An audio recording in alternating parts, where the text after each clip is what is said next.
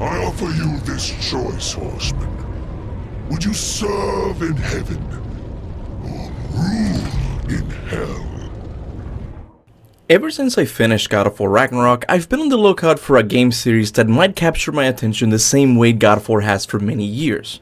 At first I thought I could look into playing the Dragon Dogma series, or even tackle the Warhammer universe, but I don't know, I just didn't feel motivated to play either one of those games. That's when I remember a game series that I've been wanting to play ever since I became aware of it in 2010, the Darksiders series. Now I've said this many times, but for the longest time someone in the higher plane of existence must have placed a curse on me that prevented me from finishing any of these games. Because plot twist, I have played every single one of the Darksiders games, liked them to some extent, but for some reason something in the channel or my life has always prevented me from finishing them. That's why I have made it my mission to finish every single one of the Darksiders games and document my experience in these review-like videos. And I'm happy to say that the curse is officially broken, because a couple of days ago, I finally finished Darksiders 1. And let me tell you something, the people who told me this game was underrated are 100% correct. Much like the God of War series is loosely based on mythology, the Darksiders series is loosely based on the events found in the Book of Revelation. Maybe even more loosely than the God of War series.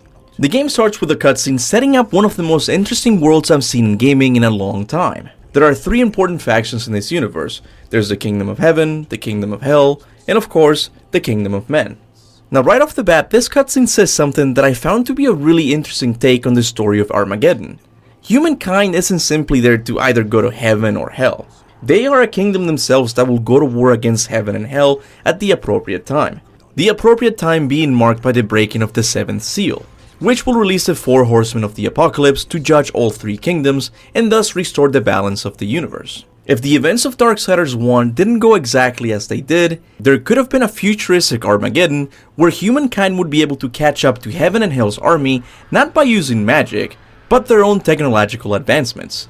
We've seen cyberpunk settings, dystopian settings, but I don't think we've seen a setting where fantasy and science fiction clash the same way Darksiders talks about. However, this isn't something that should concern us, because as you would expect, things don't go exactly as planned in this universe. Because the horseman known as War is sent to fight all three kingdoms way ahead of schedule, which results in the balance being threatened. You raided the Dark Ones, broke a sacred covenant that has doomed mankind, and threatened the balance. Do you deny it? From here, the story is set. You as the player have to take War on an adventure to clear his name by uncovering the truth of what happened to the seventh seal, as well as bringing the destroyer to justice. As we're sent back to Earth, we get some room to play around with the game's combat system, which at first took me a while to get used to. This might come as a shock to some of you because at first glance Darksiders looks very similar to God of War. The climbing and underwater sections are almost identical, the tone is deliciously dark, and War as a character is motivated by revenge, and at times he even sounds like Kratos. Speak plainly, demon. But if we look at this game more objectively, the game's combat system seems to take more inspiration from the Devil May Cry series than God of War. Which is funny because Eric Williams was a combat consultant on it. What? You didn't know that? If you didn't know that, you at least have to give me a like. Okay, you don't have to subscribe yet, but come on, you can like the video now. Anyway, the currency of the game are these things which I think are called Chaos Spirits or something like that.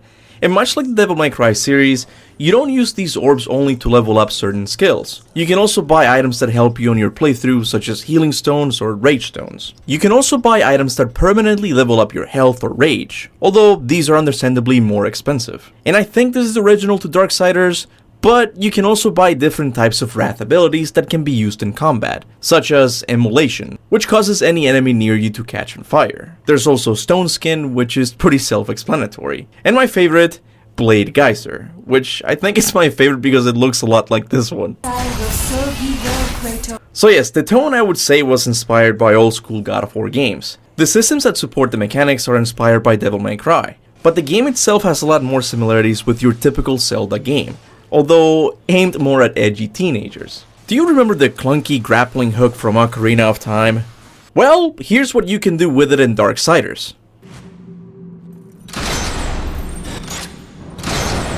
Okay, this really isn't that exciting, so how about this instead?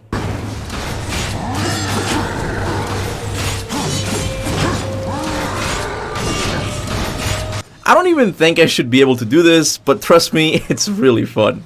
You can also pick up practically any object and either hit enemies with it or flat out chuck it at them. The addition of these Zelda-like elements make for a very diverse combat system that truly needs to be experienced by more gamers. However, it does come with some issues. Because this game still plays like a God of War / Devil May Cry hybrid, it means that certain mechanics found in Zelda games will clash with your typical hack and slasher mechanics. For example, let's look at aiming in general. Because this game allows you to pick up objects and at times even guns, it's possible that you won't be able to aim and fight a group of enemies at the same time.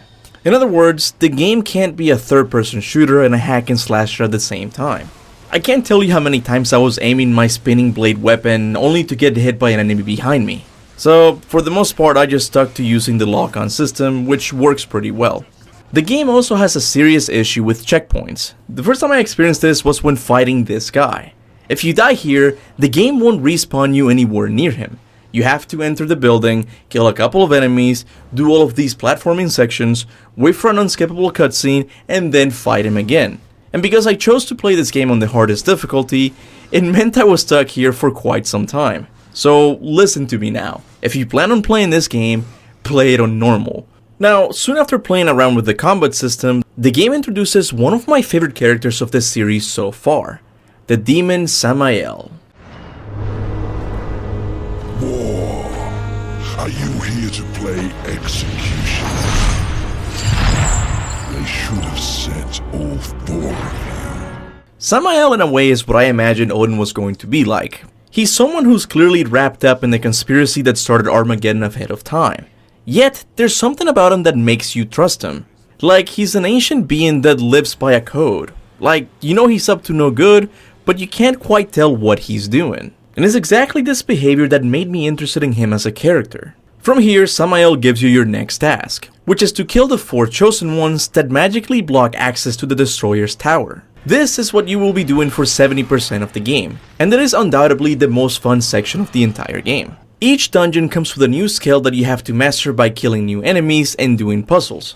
And this is something the game excels at, because the puzzles are designed in a way that make you think, but they don't leave you stuck for hours trying to figure it out until you give up and eventually watch a YouTube video. The first dungeon lets you play around with the spinning blade weapon. The train dungeon introduces a new ice-shattering gauntlet. The desert dungeon introduces a time manipulation ability that gives you an edge when walking on sinking sand. And the spider lair gives you more verticality with the grapple hook. Every dungeon is designed in a way that keeps things fresh without overwhelming the player. This section of the game is also when the story starts to ramp up. You bump into Uriel, who has been locked out of heaven until the Destroyer is brought to justice. Then there's Uthane, another character I absolutely love. This one more for his style than his depth. You plan on using them hands ever again? You best not go touching that one ain't yours.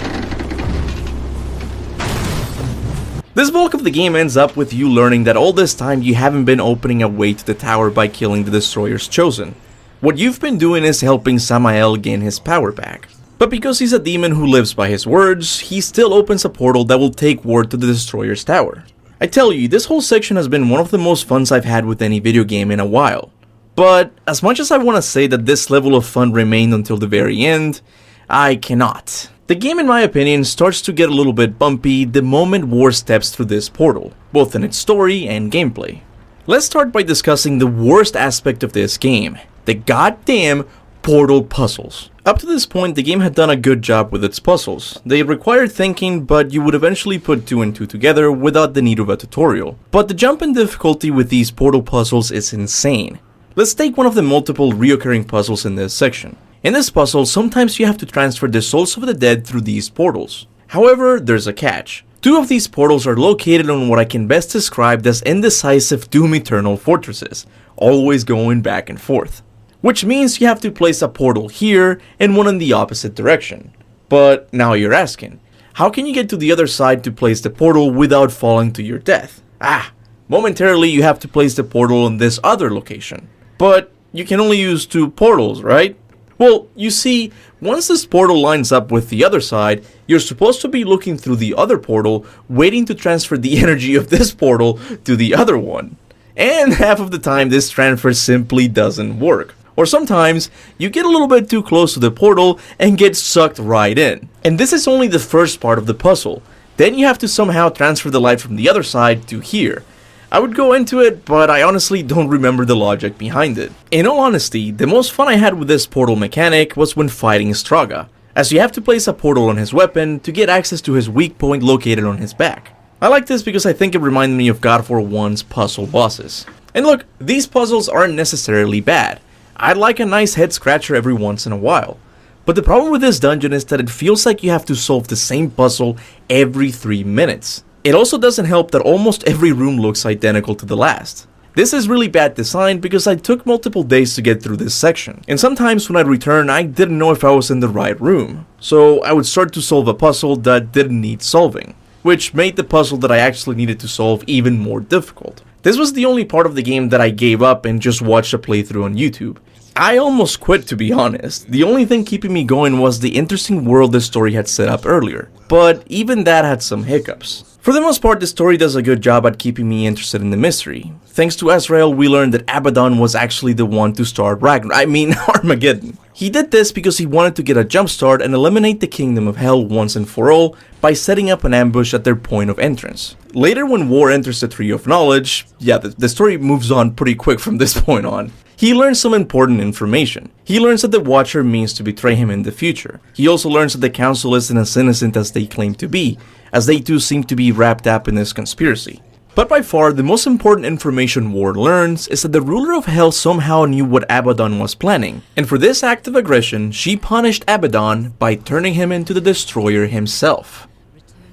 What? You mean to tell me that this whole time Abaddon was scheming against the Destroyer without even knowing he exists?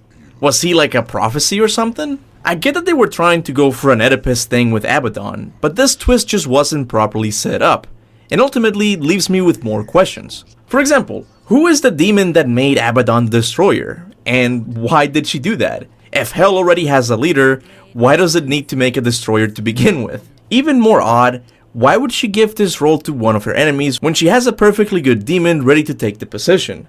That's right, Samael's role in this isn't explained at all. Even though he tells us by the end of the journey we would understand his role in this, but the game never comes back to it. Azrael also says that after Abaddon was turned into the Destroyer, he somehow met with him and took him to the Tree of Knowledge. There, the tree gave him a gift, but that's also never explained. It's not that this part is necessarily bad, I'm still very interested in this world, but I feel like a lot of new concepts are thrown at the player at the same time. The Well of Souls, the Tree of Knowledge, the Armageddon Blade, which you have to retrieve piece by piece in order to finish the game. I know why this obligatory backtracking mission is here. The developers wanted to make sure you were properly leveled up to face the Destroyer, but it doesn't change the fact that you have to backtrack through the entire game looking for chests to open. But once you retrieve the blade pieces, you are ready to face the Destroyer, which is honestly one of the best fights in the game. Straga is still my favorite, but the Destroyer has its moments too. For example, sweeping him with War's massive sword just doesn't get old. After the Destroyer's death, War is finally free from the Watcher's leash, and the story for the sequel is set. War will take revenge on the Council, and he will do it with the help of his fellow horsemen. You would wage this war alone? No. Not alone.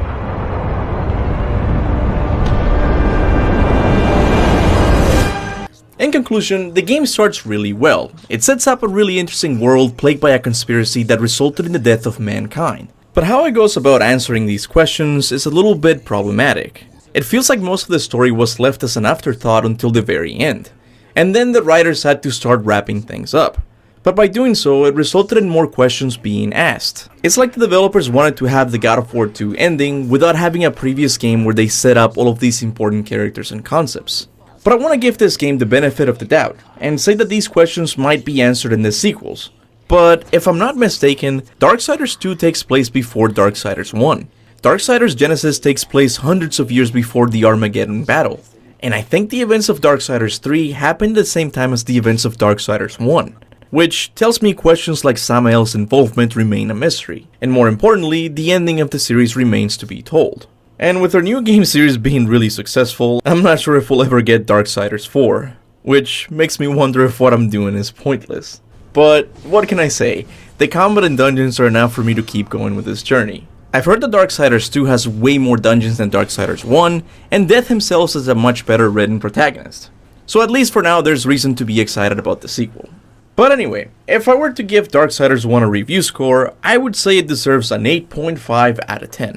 The game for the most part is really fun. The combat, while it can't compete with God of War and Devil May Cry, it's still very fun and unique. Dungeons are by far the most fun aspects of the game, except the portal one of course. And the world itself is really interesting. I can definitely see myself talking about the lore and even making theories. And because I'm a nice guy, that's exactly what I'll do right now. The theory is about Samael's involvement in the conspiracy. There's a moment in the game where Samael reveals that he somehow is aware of what's happening outside of his prison. You see a great many things from inside a prison, Samael. I don't know how he's learning all this information, maybe through Volgrim, but I think Samael was initially spying on Abaddon, Azrael, and Euthane when they were planning to frame Hell. Samael told this information to the Demon Lady leader in exchange for a position of power, maybe the position to become the Destroyer. The Demon Lady agreed, but deemed that Samael might one day rebel against her. So instead she gave this position to Abaddon and imprisoned Samael instead. That's my theory for now. Please don't tell me if I'm right or wrong, I want to find out by myself. But anyway, that's gonna be all for today guys. As always, I want to give a big thanks to all of my members for supporting the channel monthly. People like Tadlock91, Hans Olo, Hamaidu, Sushant, and Legoman, to name a few, are a big reason I'm still able to upload to YouTube. So, from the bottom of my heart guys, thank you. I would also like to thank everyone who likes and shares my videos. It doesn't seem like much, but trust me, it really does help. And with that said, thanks for watching, and until next time, goodbye.